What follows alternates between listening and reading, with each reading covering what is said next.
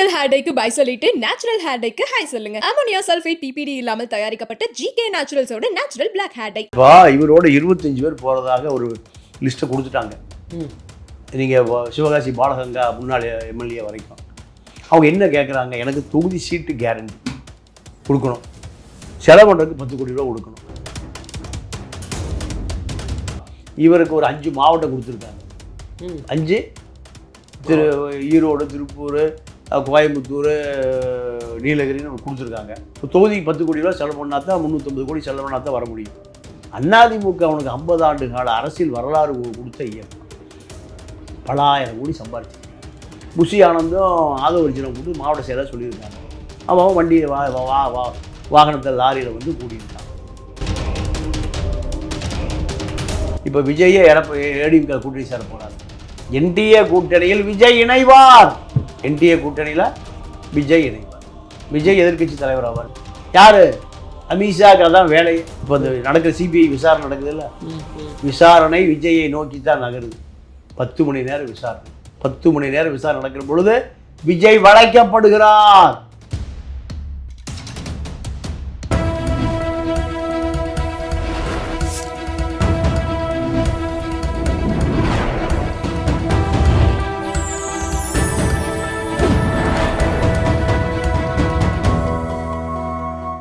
Channel 5 Tamil நேயர்களுக்கு வணக்கம். இன்றைய நேர்காணலில் நம்மோடு பேச இருப்பது அரசியல் விமர்சகர் தமிழா பாண்டியன் அவர்கள். சார் வணக்கம். சார் வணக்கம்.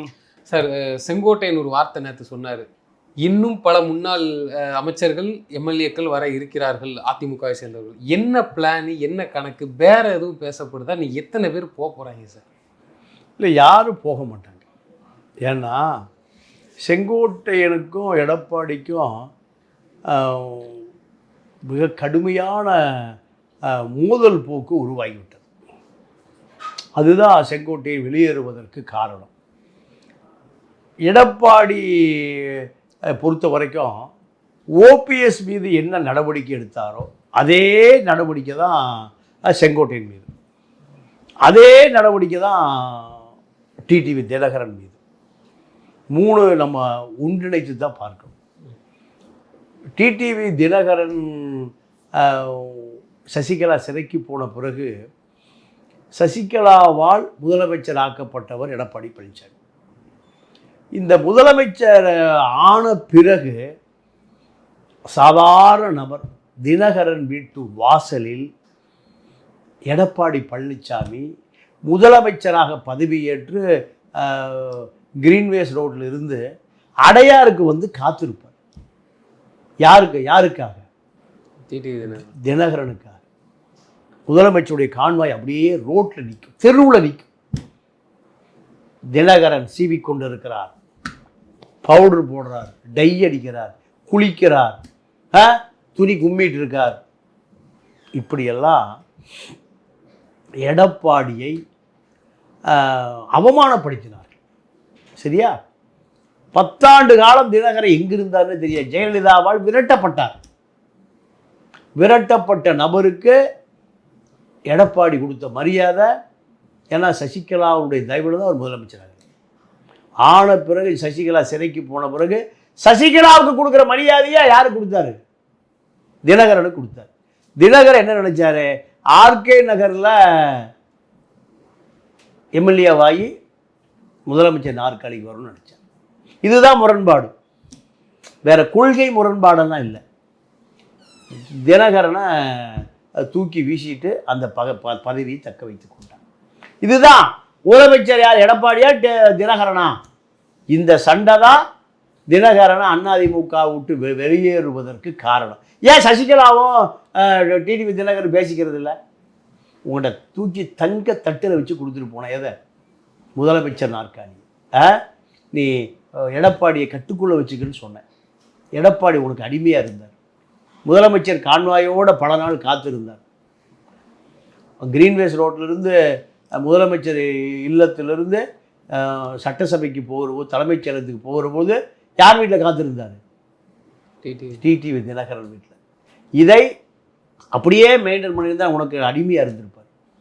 அதை நீ முதலமைச்சர் நாற்காலியை நோக்கி நகர ஆரம்பித்த பிறகுதான் அவர் உஷாராகி கொடுக்க மாட்டேன்ட்டார். அவசரப்பட்ட. இதுதான் சசிகலாவும் தினகரும் இன்று வரை பேசிக்கொள்வதில்லை. இது அப்படியே வச்சுங்க.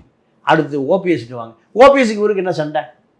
ஓபிஎஸ் ஒருங்கிணைப்பாளர், இவர் துணை ஒருங்கிணைப்பாளர். அவர் முதலமைச்சர் எடப்பாடி, இவர் துணை முதலமைச்சர். அப்படித்தான் இருந்தது. தேர்தல் 21 தேர்தல் வருது. தேர்தல் வருகிற பொழுது நீங்கள் தமிழ்நாட்டுடைய தெற்கு பகுதியை ஒரு 25-30 எம்எல்ஏ செலவு பண்ணுங்க. கோடிகளை கூச்சி வச்சுருக்கீங்க, கொள்ளையடிச்சு வச்சுருக்கீங்க. மேற்கு தொடர்ச்சி மலையே உங்களுக்கு சொந்தமானது. எம்எம்டிஏ, சிஎம்டிஏ, வீட்டு வசதித்துறை எல்லாம் வேணும்னு கேட்டு வாங்கினீங்க. செலவு பண்ணியா கட்சிக்கு? வேட்பாளருக்கு 10 கோடி ரூபா கொடு, 25 வேட்பாளருக்கு 250 கோடி ரூபா கொடு. அடித்த காசை ஒரு 10% செலவு பண்ணுன்னு சொன்னார். இதுதான் சண்டை ஓபிஎஸ்க்கு இருக்கும். வேற என்ன? இவர் பெரிய தமிழ் தேசியவாதி, அவர் பெரிய நீதி கட்சி வரலாறு, திராவிட கைதா. நீ டீ ஆத்திட்டு இருந்த, நீ வெள்ளம் வண்டி வித்துட்டு இருந்த. இதுதானே 2 பேரும். செங்கோட்டையை பால் ஊற்றிட்டு இருந்தார், அப்புறம் டாக்ஸி டிரைவர். இவர்கள்லாம் எங்கிருந்து வந்தாங்க? எம்ஜிஆரால் அடையாளம் காட்டப்பட்டு பெரிய ராஜ குடும்பத்தை ஆள போல எல்லாம் மாறிட்டீங்க. இதுதான் ஓபிஎஸ்க்கு சண்டை. செங்கோட்டையனுக்கு என்ன சண்டை? செங்கோட்டையனுக்கு எடப்பாடிக்கு என்ன சண்டை? ஈரோடு தொகுதியில் நடந்து முடிந்த நாடாளுமன்ற தேர்தலில் 6 சட்டமன்ற உறுப்பினருக்கு செலவு பண்ணு, ஒரு நாடாளுமன்ற உறுப்பினருக்கு செலவு பண்ணு. எல்லாம் செலவு பண்ணுறாங்க. எல்லாம் முன்னாள் மந்திரிகள் பூராம அந்தந்த மாநிலத்தில் அவன் செலவு பண்ணுறான். செலவு பண்ணியா திமுக அம்மா இருக்கும்போது செங்கோட்டை இந்த வார்த்தை மறுத்திருப்பாரா? அருமையான கேள்வி.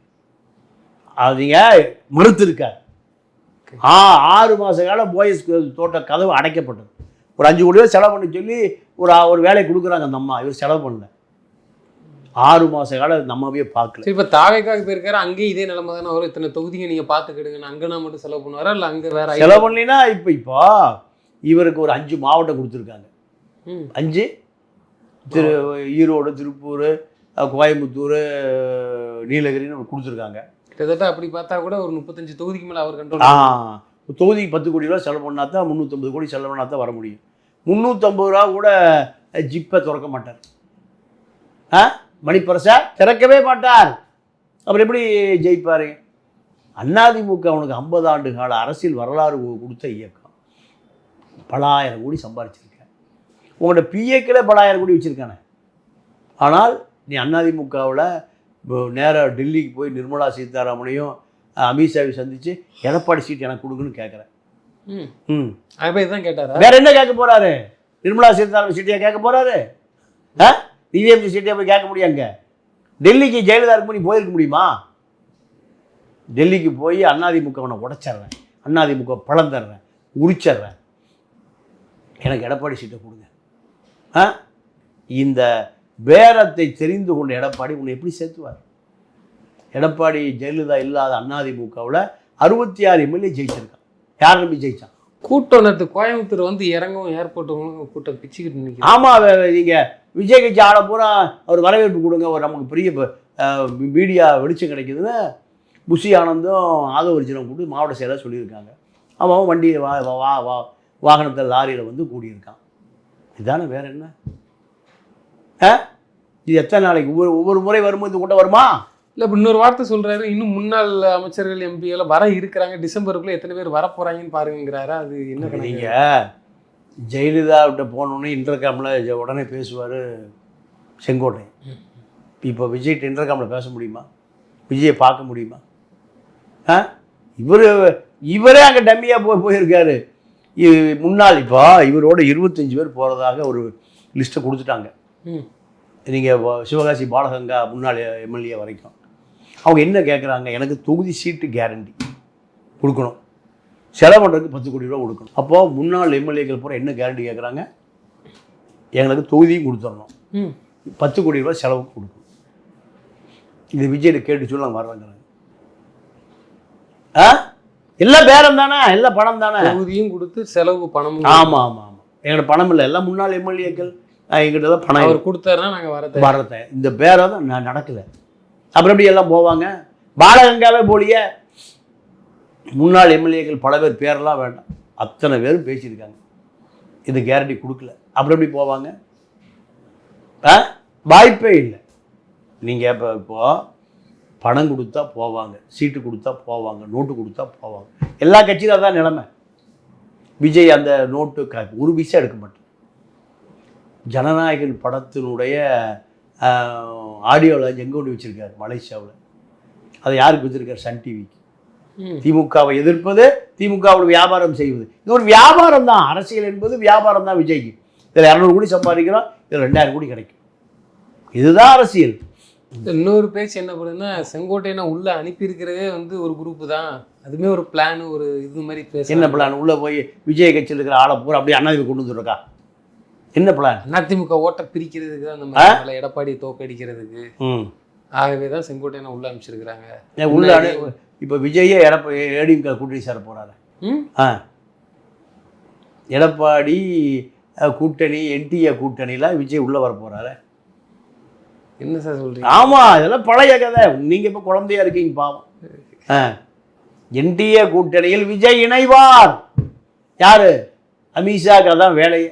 திமுகவை தோற்கடிக்கணும்னா அகில இந்திய அளவில் பாஜகவுக்கு பெரிய இடையூறாக இருக்கிற கட்சி திமுக.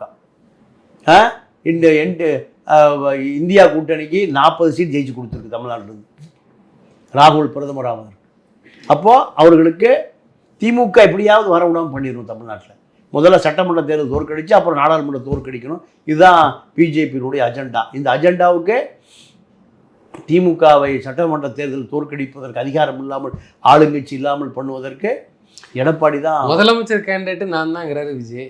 இப்போ அதிமுக கூட்டணி வரும்போது இதை விட்டு கொடுப்பாரா ஐயா எடப்பாடி பழனிசாமி? விட்டு கொடுக்கலன்னா திருச்சி ஜெயிலில் கழிவிங்க வேண்டி வரும். அப்போ நிச்சயமா விட்டு கொடுப்பாரு. 21 கொடுத்துதான் 41 பேர் மரணத்தில் விஜய் குற்றவாளி ஆக்கப்பட்டால் என்ன நடக்கும்? எடப்பாடி பழனிசாமி அவர்களே முதல்வராக துணை முதல்வர்னு சொல்லுவாரா? இதெல்லாம் அமித்ஷா முடிவு பண்ணுவார், விஜய் முடிவு பண்ண முடியாது. இப்போ இந்த நடக்கிற சிபிஐ விசாரணை நடக்குது இல்லை, விசாரணை விஜயை நோக்கி தான் நகருது. 10 மணி நேரம் விசாரணை. ஆதவ ஒரிஜினல் மேலே புஷி 2 பேரும் 10 மணி நேரம் விசாரணை. எதுக்கு 10 மணி நேரம்? 10 நிமிஷம் விசாரணை முடிஞ்சுன்னா ஒன்றும் இல்லை. 10 மணி நேரம் விசாரணை நடக்கிற பொழுது விஜய் வளைக்கப்படுகிறார். சிபிஐயால் திமுக அசலாக்காரன் தப்பிச்சுக்கிட்டீங்க, தனி நீதிபதி செந்தில்குமார் தப்பிச்சுக்கிட்டீங்க, எலிட்ட தப்பி புலிகிட்ட மாட்டிக்கிட்டீங்க. எலி ஒன்றும் பண்ணாது, புலி சும்மா விடாது. நாட்கள் நகர பாருங்க என்ன ஆகிறார் விஜய்னு. அப்போ இந்த 3 முனை போட்டியில நிலவாம பாஜக பார்த்துக்கிடும், அதிமுகவும் பார்த்துக்கிடும். 2 முனை போட்டி தான். அதிமுக திமுக கூட்டணி தான் இதுதான். ஓகே, அதிமுக வர்சஸ் திமுக தான். இல்லை அப்போ விஜய் போய் விஜயா இணைவாரா, இல்லை விஜய் தலைமை ஏற்றுட்டு இவங்கெல்லாம் போய் ஜாயின் பண்ண சொல்லுவாங்களா? அந்த என்டிஏ கூட்டணியில் விஜய் இணைவார். என்டிஏ கூட்டணியில் விஜய் இணைவார். விஜய் எதிர்கட்சி தலைவர் ஆவார். விஜயகாந்த் ஆனார்ல 2011 விஜய் எதிர்கட்சி தலைவர் ஆவார். அதுதான் நடக்கும். தொண்டர்கள் ஏற்றுக்கணுமே. தொண்டர் ஏற்றுக்கலன்னா விஜய் கழுதிங்க போயிடுவார், அவ்வளோதான். விஜய்க்கு ஆமாம். அதாவது இங்கே தொண்டர்களாக யாரும் கேட்கறது இல்லை. தலைவர் என்ன சொன்னாலும் தொண்டர்கள் குண்டர்களும் கேட்டுக்குவோம். இதான் திமுக, அதிமுக உட்பட காலங்காலமாக நடக்கிற விஷயம். நடக்கிற விஷயம். இங்கே தொண்டர்கள் கருத்தை கேட்டு யார் அரசியல் நடத்துகிறான்? இன்னொரு விஷயம், பிடிஆர் பழனிவேல் ஜெயராஜன் அவர்கள் வந்து திமுக மேல ஒரு அதிருப்தியில் இருக்கிறாரு. அவருமே வந்து தாவேக்கா செல்வதாகவும் ஒரு தகவல் பரவிட்டு இருக்கு. அவர் தாவேக்கா சேர விடுதலை சிறுத்தை இல்லைன்னா அதை சின்ன கட்சியை பார்த்து லட்டர்பேடை கட்சியில் சேர்ந்துருவார். காமெடி பண்ணிட்டு இருக்கீங்க. ஏங்க அவர் ஒரு மிகப்பெரிய குடும்பத்தை சார்ந்தவர். அவர் அரசியல் விட்டே வெளியேற முடிவு செஞ்சுட்டார். இப்போது அவர் கடைசி பெஞ்சில் அப்படி நிற்க வச்சிங்கல்ல, தமிழ்நாட்டுடைய நிதியமைச்சரை கொண்டு எங்கே நிற்கிற வச்சிங்க? கடைசி பெஞ்சில். அப்போவே அரசியல் விட்டு போக முடிவு பண்ணிட்டார். அவர் குடும்பம் வேண்டாம், இந்த மந்திரி சபையை முடிச்சுட்டு போயிடுன்னு சொல்லியிருக்காங்க. அதனால் அவருக்கு சீட்டு கொடுக்க மாட்டாங்க. அவர் அமெரிக்காவில் போய் செட்டில் ஆயிடுவார்.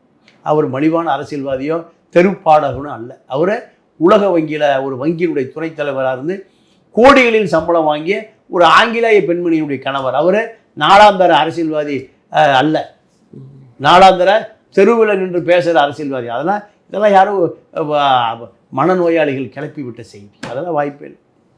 ஆனா ஒரு கலை யதார்த்தத்தை பார்க்கும்போது தமிழ்நாட்டுல வந்து திமுக எதிர்த்து ஒரு கட்சி எம்ஜிஆர் துவக்கப்பட்டு வந்தது. இந்த அலை வேவு தான் இப்ப அடுத்து விஜயை குறிக்குது. ஸோ திமுக இருக்கும், அதுக்கு ஆப்பனண்டான பார்ட்டி விஜய் தான் இருப்பாரு. இனி வரக்கூடிய காலம் அதை நோக்கி நகருது. இதெல்லாம் தெளிவா தெரிஞ்சு அறிஞ்சுக்கிட்டு தான் செங்கோட்டையன் டெக்னிக்கலா வந்து உள்ள போயிட்டாரு. செங்கோட்டையன் இல்லைங்க, செங்கோட்டையன் அரசியலே தெரியாது. இல்ல வரக்கூடிய வருங்கால அரசியல் நீங்க எது கணிக்கலாம் சார், எல்லாமே கணிக்கலாம்.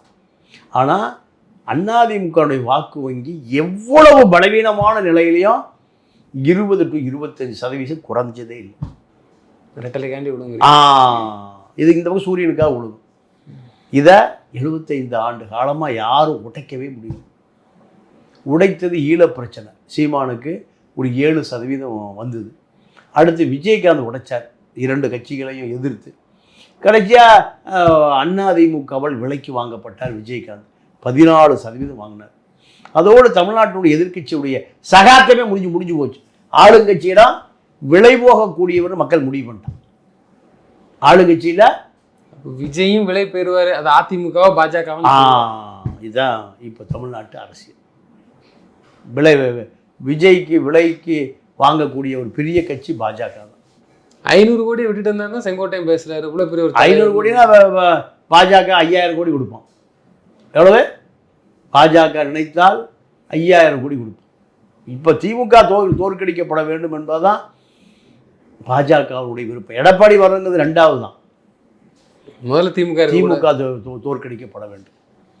திமுக அங்கே தோற்கடிக்கப்பட்டால் அகில இந்தியாவோட இந்தியா கூட்டணி தோற்கடிக்கப்படும். 40 சீட் அப்படியே மொத்தமாக லம்பா போகுது. எங்கிருந்து?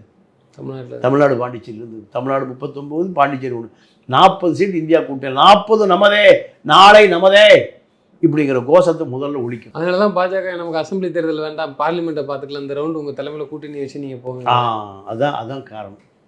இப்போ எடப்பாடிக்கு ஒரு 10% வாக்கு தேவைப்படுது. அதுக்கு 10%மா? அவர் 20% வச்சுட்டு அதிமுக கோர் ஓட்டு 20% இருக்கு, 18% பாஜக வச்சிருக்கு, இதர கட்சிகள் சேர்ந்து 40. ஆமா, எல்லாம் இல்லை 100% இந்த கூட்டணியே வச்சிருக்கு. அப்படித்தான் இல்லைங்க, தெருவில் போறவன் சொல்லுவதெல்லாம் சட்டமாக. எடப்பாடி விரும்புது 10 கிடைச்சா போதும். 10 3% தானே 21 தோக்குது. திமுக அதிமுக வாக்கு வித்தியாசம் எவ்வளவு? டி நகர்ல 75 ஓட்டுல தான் தோக்குது. 75 ஓட்டுல தான் சத்யா தோக்குறாரு. கருணாநிதி துரைமுருகன் வெற்றியே. இதுதான். அப்போ எடப்பாடி 3% தான் தோத்தார். இப்போ விஜய்கிட்ட 10% கிடைச்சா நாற்காலி எடப்பாடி. இதுதான் இப்போ எதிர்கால அரசியல். விஜய் தீர்மானிப்பதல்ல அரசியல், அமித்ஷா தீர்மானிப்பது அரசியல். எடப்பாடி பாஜகவோட கூட்டணி சேர முடியாதுன்னு பிரிச்சுட்டு வெளியே வந்தார் 1.5 வருஷ காலம். பாஜக சொல்லிடுச்சு அதிமுக உடைச்சிருவோன்றுச்சு. வேலுமணி தயாராக இருக்கார், செங்கோட்டை தயாராக இருக்கார். அதிமுக பொதுச் செயலாளராக செங்கோட்டை வந்துடுவார், இல்லைன்னா வேலுமணி வந்துடுவார். நிலைமை வந்த பிறகுதான் அதிமுக இவ்வளோ பெரிய கட்சி, 66 எம்எல்ஏ, நாடாளுமன்ற உறுப்பினர் வச்சிருக்கிற கட்சியை எங்கே சரண்டர் ஆச்சு? பிஜேபியில். ஒன்றுமே இல்லாத அணில் குஞ்சுகளும் தற்கூரிகளும் விலை பேசுவது அமித்ஷாவுக்கு ஒரு பெரிய விஷயமே அல்ல. நீங்கள் சொன்ன மாதிரி வேலுமணியும் அடுத்த ஸ்கெட்சு, அவரும் ஒரு மாதிரி தான் அவருடைய மூமெண்ட்லாம் இருக்கிற மாதிரி தெரியுது. அவர் எந்த வேலை நேரத்தில் ஆனாலும் எடப்பாடிக்கு எதிராக திரும்புவாரா?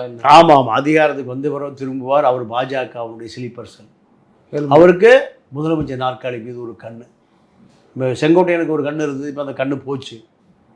வேலுமணிக்கு எப்படியாவது எடப்பாடியை நாற்காலியை பாஜக உதவியோடு பிடித்து விட வேண்டும் என்பதை இப்போ ரொம்ப லேட்டாக தான் தெரிஞ்சுக்கிட்டார் எடப்பாடி. அதனால் கோயம்புத்தூருக்குள்ளேயே வேலுமணியினுடைய அதிகாரத்தை குறைப்பதற்கு வேற ஒரு குழுவை தயார் பண்ண ஆரம்பிச்சிட்டார். தமிழ்நாடு முழுக்க அதுதான். அதில் தான் எடப்பாடி தெளிவாக நிற்கிறார். எடப்பாடியை பொறுத்த வரைக்கும் அதிகாரம் வந்து விட்டால், எப்படியாவது ஆட்சியை பிடிச்சிட்டோம்னா அத்தனை பேரும் ஜவுளி கேட்க ஆரம்பிச்சிருவாங்க. அத்தனை பேரும் எழுதி பேச மாட்டாங்க. ஜெயலலிதாவிடம் அதிகாரம் உள்ள போது எல்லாம் பேசினான். முதலமைச்சர் நாற்காலி வந்த பிறகு அத்தனை பேரும் சண்டை. இதுதான் எடப்பாடிக்கு நடக்கும் 26 பாஜக உதவியோடு. எடப்பாடி பழனிசாமி என்கின்ற நான் முதலமைச்சராகன்னு பதவி பிரமாணம் எடுப்பார். அது நிச்சயமா நடக்கும். 100%. திமுக மீண்டும் ஆட்சிக்கு வராது. 200 சொல்றாங்க. இல்லை 200ல் 300 வந்தாலும் வாய்ப்பு இல்லை. போன முறையே முஸ்லீம் வாக்கு தான் அவரை காப்பாத்துச்சு. இந்த முறை அப்போ சிறுபான்மை ஓட்டும் கிறிஸ்தவர் ஓட்டுகளை வச்சு பிரித்து விட்டு விஜய் வச்சு கேம் ப்ளே பண்ணிட்டு அதிமுக உள்ள வரும் அந்த மைண்ட் செட்டு. ஆமாம் ஆமாம். விஜயால திமுகவுக்கு பாதிப்பு இருக்குங்கிறது உண்மை தானே? பெரிய பாதிப்பு இருக்குது. விஜய் இல்லைன்னா அதிமுக தான் எதிரி. அதிமுக மிக ஈஸியாக தோற்கடிச்சிட்டு வந்துடலாம்னு நினைக்கிறாங்க. விஜய் வந்த பிறகு திமுகவுடைய கனவு பலிக்கல. யார் தான் இயக்குறா விஜய்? கிறிஸ்தவ மிஷினரிங்கிறாங்க, யாரோ இயக்குறாங்க. அதிகாரத்துக்கு வந்தால் பல சக்திகள் வரத்தான் செய்வான். அதிகாரத்துக்கு வந்தால் பல சக்திகள், பல தொடர்புகள். இல்லை, நீங்களே என்ன சொன்னீங்கன்னா விஜய் 10 பைசா நவுட்டம் பண்ணாருங்கிறீங்க. ஆனால் இப்போ இவ்வளோ விஷயங்கள் பண்ணுறாருன்னா யார் தான்? ஆதவர்ஜனா பணம் கொடுக்குறாரு. அவங்க மாமனார் பல ஆயிரம் கோடி வச்சிருக்கிறார். முழுக்க ஆதவர்ஜனா தான். ஃபைனான்ஸ் முழுக்க ஆதவர்ஜனா தான். எல்லா மாநாடு, பொதுக்குழு, செயற்குழு, கேரவன் வேணும், எல்லா டெல்லி வழக்கு எல்லாம் ஆதவர்ஜனா தான். ஆதவர்ஜனா திமுகவுக்கு சபரீசனுக்கே மூளையாக இருந்தவர். திருமாவளவனுக்கு மூளையாக இருந்தவர். இப்போ யாருக்கு மூளையாக இருக்காரு? இல்லை, அவ்வளோ பணத்தை போட்டு இன்வெஸ்ட் பண்ணுறாருன்னு நோக்கம் என்னவா இருக்கும்? தமிழ்நாட்டுக்குள்ள லாட்ரி அது பழிக்காம போயிட்டுனா அவருக்கு வேஸ்ட் தானே. அப்புறம் அப்படி பார்த்தா இல்லை, அவர் கொண்டு வந்தலாம் நம்புறா. திமுக அப்படி தான் நம்பினார். பல ஆயிரம் கோடி செலவு பண்ணார். திமுக கொண்டு வரல. இப்போ விஜய்கிட்ட வந்திருக்காரு. ஏன்னா விஜய் அதுக்கு முன்னுக்கூட்டி கட்சி ஆரம்பித்து செயல்பட்டு தானே வந்தார். விசி காலம் தானே இவர் ஜம்ப் ஆகி போனார். அதான் இப்போ செலவு பூராமே ஆதவர்ஜனா தான் பண்ணுறாரு. தாவேகா சார்பாக செய்யப்படுகிற அத்தனை கூட்டம், பொதுக்கூட்டம், மாநாடு, கேரவன் எல்லாம் ஆதவர்ஜனாவுடைய பணம் தான். 234 தொகுதிக்கு இப்போ இவர் தான் செலவு பண்ணணும். ஆமாம், ஆதவர்ஜனா தான் செலவு பண்ணணும். திமுக நிகராக பண்ணிடுவாங்க. கண்டிப்பாக பண்ணிடுவார். ஆட்சிக்கு வருவதான நோக்கம். இப்போ அதிமுகவோட கூட்டணி, பாஜகவோட கூட்டணினா அதிமுக பாஜக பணம் கொடுப்பான். அதிமுக பாஜக தொகுதிக்கு 10 கோடி ரூபாய், 40 தொகுதிக்கு 400 கோடி ரூபா, 500 கோடி ரூபா கொடுத்துருவோம். இதெல்லாம் பலமையாக நடக்கிற விஷயம். ராமதாஸுக்கே இப்போ பாமகக்கே பணம் கொடுக்குறாங்களே, கம்யூனிஸ்டுகளுக்கே பணம் கொடுக்குறாங்க. நிச்சயமா சார். தொடர்ந்து தங்களது கருத்துக்களை பயந்தமைக்கு நன்றி. நன்றி, வணக்கம்.